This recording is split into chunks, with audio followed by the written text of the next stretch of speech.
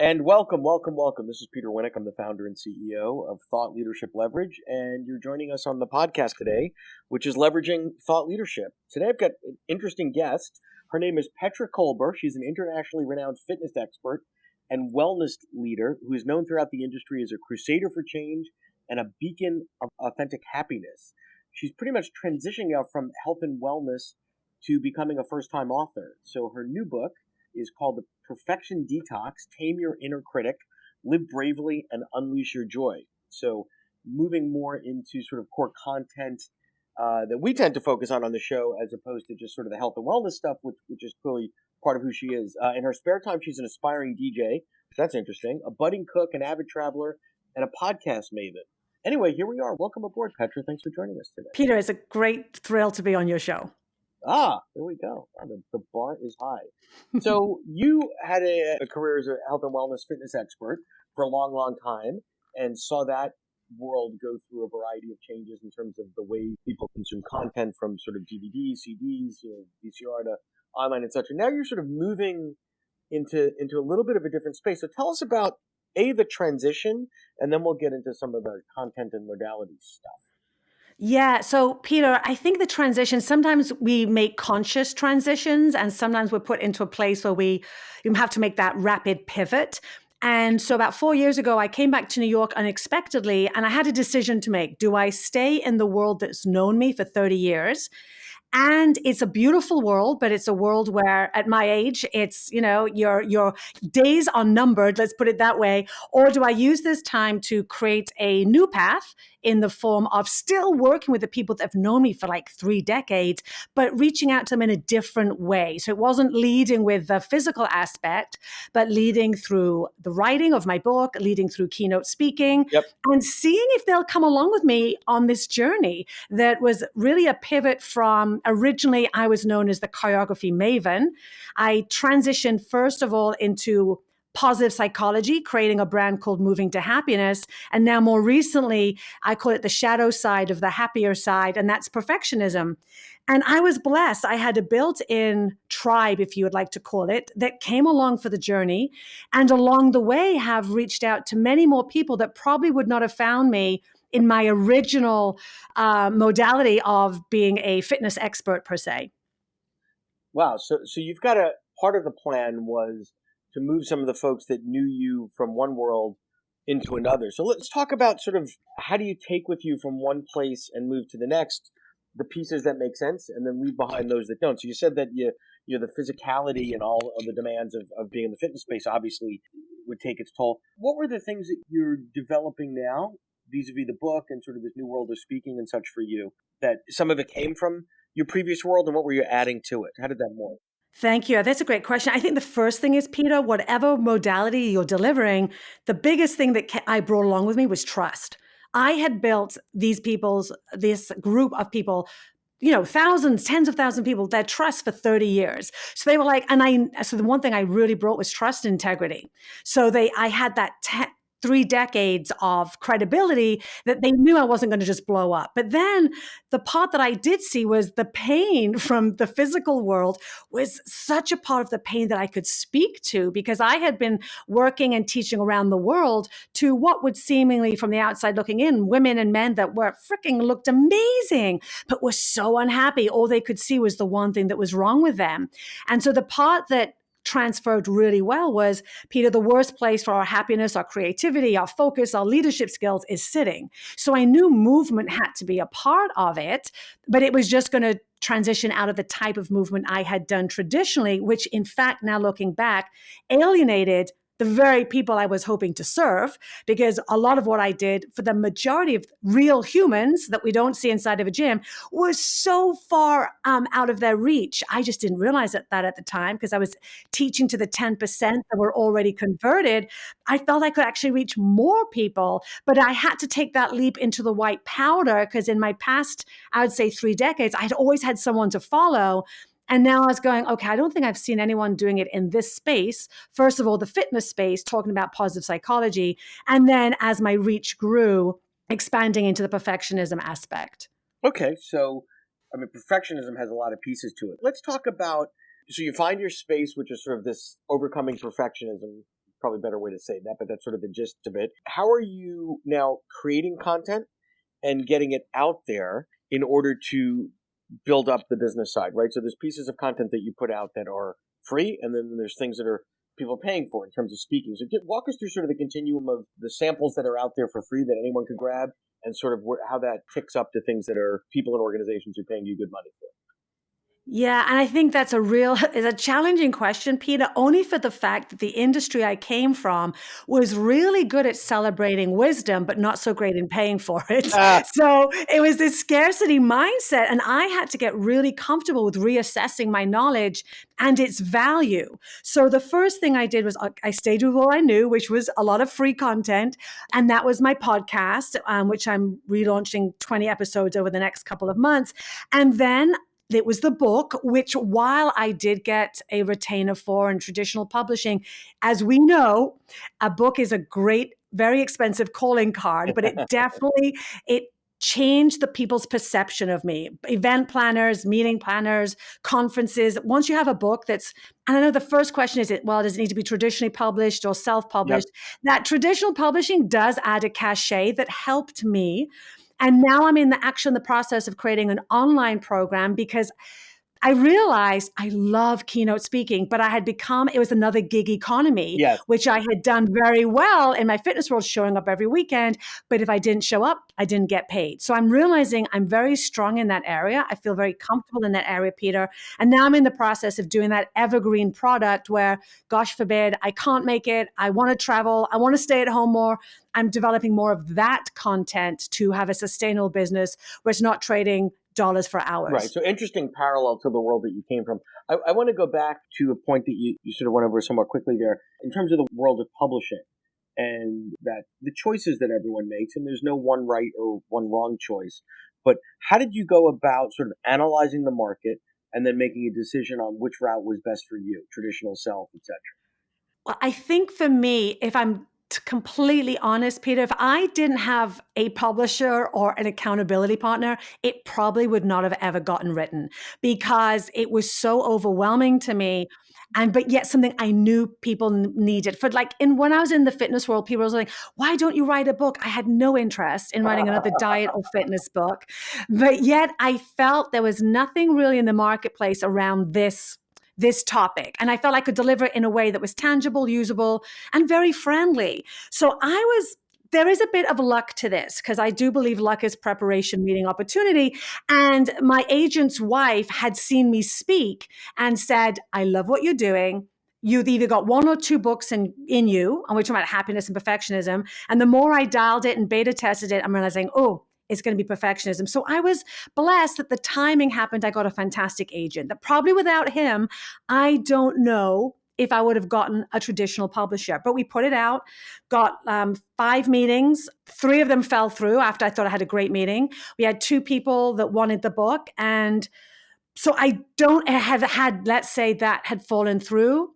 Can I honestly sit here and be speaking to you today saying, yeah, I would have done it on my own? I don't know because it's so much work. But having that publisher and a deadline made me accountable. So that's interesting because most people, the consideration is more around the business model, the creative control, the rights, all the cost, cash flow, etc.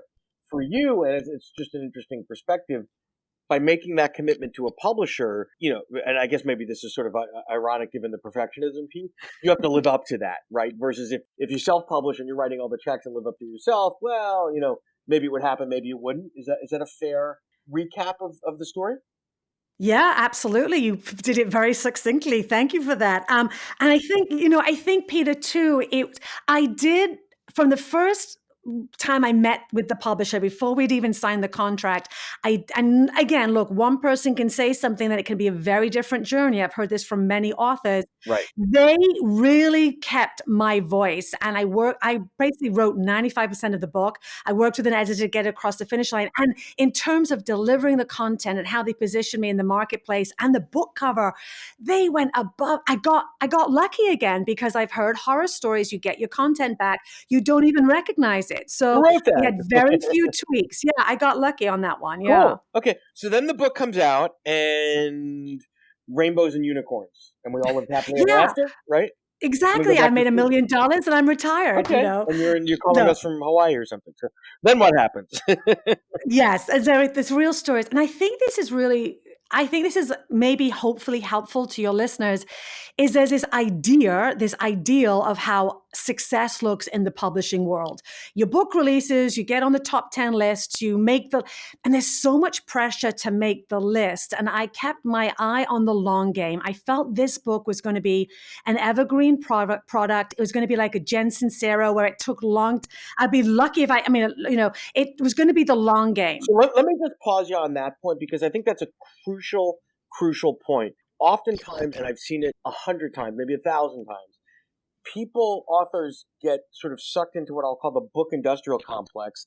And because the way the industry is set up, they have to treat the book as if it has a life cycle of, 90 days or 6 months, as if it's a seasonal item, fashion where, whatever the skirts are short this year and they're long next year.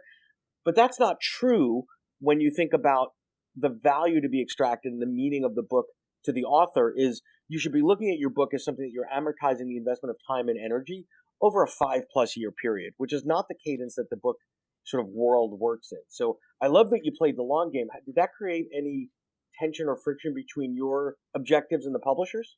Okay, so the only place we had a trouble with that was the copyright over the domain name. Okay. I own the domain name. I've owned the Perfection Detox for like 5 years since I thought about it. I own every iteration of that domain name. Because a perfectionist would go out and get 87 of those domains the first time they thought about it, of course. Pretty much. And, I trademarked it. I copyrighted it. I'd already had a trademark issue unwittingly by someone in Europe, which I'd paid thousands of dollars already for this. And originally, I guess that this particular publisher was used to holding the domain name and I refused to Okay. give it up. Sure. I'm like, no, because, I got the thing I did realize, Peter, I get being a realist. August 15th, the book has been out one day. I'm now old news. They're on to the next book. Yep. But Yep. this is my As they have to be. Yes, of course. This is my 5-year IP that I'm going to build into courses and speaking and workshops and retreats. So that was the bit I got to say. I put on my big gold pants and I really fought tooth and nail. I'm like, I'm not budging on this. I will. And we got it figured out and all is fantastic now. But that was a non-negotiable for me. Got it. Okay, cool. So now the book's out, and then the book is obviously not where the financial impact happens. It's where awareness more often happens. It's a calling card. So now that the book's out, what are the other avenues that you've gone down? Well, I think the biggest thing I saw, Peter, were a lot of book clubs were happening around this. So that there's a lot of, Interesting. especially in the new year, I felt like there's this grassroots momentum that I had nothing to do with. And I thought, okay, now is the time to then leverage that interest, because they've already gone through it, into a more in-depth course that they can do with me in person. So that's the first thing. Speaking, it affected in some ways, but not to the extent to be honest, I thought it would. It gave me leverage in the fact that some of the conferences I wanted to appear at, if they didn't like my speaking fee, I was prepared to, negotiate that for like buying books for your audience. So it's another leverage tool. Sure. But it definitely, I got to be honest here, it didn't change my speaking as much as I thought it would. Okay. Some of that's my own fault, I would say, because I haven't done any outreach yet, because I can only, and we spoke about this a little bit, there's only so much I can do. I have people that help me, but I'm kind of going for it's not lowest hanging fruit, but it's the next thing I know I can do well and successfully on my own. Get that done. Use that as a marketing piece for the next thing I'm going to create. Get that done. Use that for a marketing piece for the next thing I'm going to create. So I do have to do a lot more work around outbound and outreach for my speaking, because I know once I get booked, they're often saying, how can we get more of you? So again, it's also then taking the speaking and not leaving it as a one thing to exchange. I speak, I leave. So now I'm also leveraging that into more long form content for their audiences. And again, it just adds more value. Got it. But it's also not a sprint, right? So you can do that in waves and phases. You don't have to accomplish everything in 90 days or something like that. No, exactly. And that's the bit I'm trying to be more mindful of, because if you look at, a lot of the thought leaders out there, it makes you think that you have to do it all. all the time and do it all incredibly well. And I don't know if this is a difference between male and female energy, but a lot of the people I follow and really respect, it can be exhausting to try and keep up to their pace. And then you kind of begin to feel like, oh my God, I'm not doing enough. So it's, being inspired by other people, maybe 5-10 years ahead of you, but also being realistic with the world that we live in right now, the amount of content that is possible to consume, the rate that it's being consumed, and really fine tuning where am I going to find my audience on a regular basis without being overwhelmed. Well, and I would add to that, Petra, that the other thing is when we see people that we admire, that we've been following, that we say, wow, that's interesting. I'd like, not to replicate what they do, but, they're inspirations to you. What isn't clear is how did they get there in terms of, did that take them 15 years to get where they are? And little old me's only been doing this a year, 2 or 3, and, I'm only here. It would be interesting to be able to calibrate where you are against where those that you admire were at a similar point in time, because we can only see the finish line, right? So it's sort of a built-in stressor. No, yeah. And one of my favorite quotes is, I think it's by John Acuff, is like, don't compare your beginning to someone else's middle. But it's really hard to do, especially with, social media. You're being hit by it at all angles. But I agree with you. If we could have that barometer going, hey, Petra, you've been at this for like 18 months. You're doing awesome. That would be lovely. But no one can do that but yourself, Exactly. And then you go and take another hit on Amazon to see how the book is doing in real time in the moment, which could, cause its own level of addiction of tracking those sorts of things. So what's next now? Where do you see the content going and the business trend? Because you're more in a transformation phase, moving from one universe to another. So what do you see happening over the next 18 months, let's say? Yeah, no, I think my sweet spot is live. I mean, I think that's my history from 30 years of being a presenter. I love it, but I don't want to ever become burnt out by it. So I'm kind of navigating two paths, creating much more online content because I know I deliver high quality. I go above and beyond, as do all people that love what they do. So it's balancing the online with the offline. I wouldn't give up either. You mentioned the DJing at the beginning. And so part of it for myself is as a speaker, and you spoke to this with Jill, and she, her magic kryptonite is being behind the screen and being able to do amazing content across the screen. My kryptonite is live, but I'm not a juggler. I don't have, I'm not a #1 New York Times bestseller, but I know how to read an audience. I know how to get them out of their seats. I know how to create music and visuals that will transcend anything anyone could say in an hour. So that's what I'm doing. I'm going back to school. I'm learning how to DJ. I'm going to bring music into it. Because, music is music is your kryptonite. You can be more focused, more. So yeah, I'm exploring all of that, trying to keep my curiosity and creativity engaged, as well as doing the day-to-day implementation of, CRMs and emails. Right. And I also imagine some of the things that are natural to you or your kryptonite, as you describe it in the quote, sort of the live world, you can move over into the online. It's not a 1-for-1, right? Because it's an asynchronous piece, but you can take some of the best practices that from mastering your craft for a long, long time in real time, face to face, and say, these are the parts of that I can bring over to a digital experience. Yeah, absolutely. And, I think you were talking about with Jill the other day, is like, a lot of the webinars we see are, and there's nothing wrong in this, they're all fantastic, beautiful slides and the person's voice behind it. That is not for me. I don't do it that way. It's like, I need, even if I'm looking at a screen, I want people at the other end to feel that I'm talking to their hearts. So I have to create and deliver content in a way that resonates with me, offer it in many different variables, because I know people's time, they're not going to necessarily have time to sit for an hour. So then I'll have the podcast variation, the downloadable. So deliver it in many ways as possible. But like you said, if we do recognize our strengths and still work on the areas that need to be tended to, we can cross all platforms and ask for help when we need to. Awesome. Well, this has been great. I thank you so much for sharing your journey with us. And it's a little bit different than what we usually talk about here, but a transformation from sort of one domain to another, although not leaving the past entirely behind. So I appreciate you sharing that. There's a lot to learn from it. Thank you so much. Thank you for having me. To learn more about Thought Leadership Leverage, please visit our website at thoughtleadershipleverage.com. To reach me directly, feel free to email me at peter@ at thoughtleadershipleverage.com. And please subscribe to Leveraging Thought Leadership on iTunes or your favorite podcast app to get your weekly episode automatically.